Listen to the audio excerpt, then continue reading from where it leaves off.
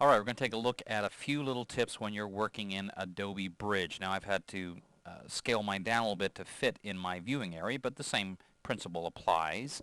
And the first thing I need to just mention is the fact, as you can see, I have mine set up so it's currently showing me the name of the file and the date and the size, all this information, but as a result, of course, I can't see as many of the files open at the same time. So a nice little way to fix that is just press Command or Control T, and that just toggles on and off all that information. See how much more information I'm able to see now just because I don't have all that typed there, so I can see a lot more of my files.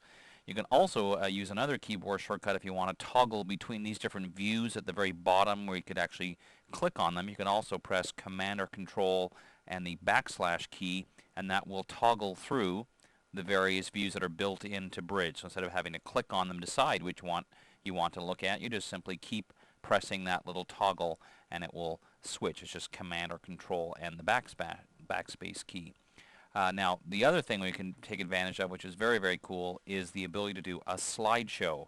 So I'm just going to select some of the images in Bridge and press Command or Control L, and that goes into this nice little slideshow.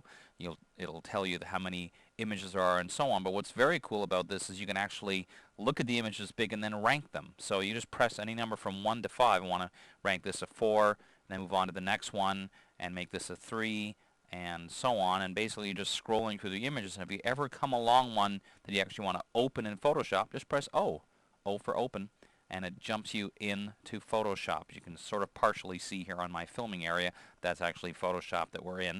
If I want to zip back and forth between Photoshop and Bridge, I press Command Shift or Control Shift O, and that switches back to Bridge. If I press it again, it switches back to Photoshop. So a very quick way to go back and forth. Now check it out, see how this image now has that little symbol. That's an indication that the file is currently open.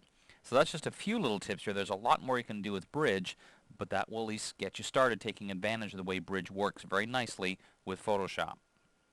Yes, you can have all sorts of fun in Bridge depending on knowing the right keyboard shortcut to press. You just never know what might happen. I'm Dave Cross. We'll see you next time.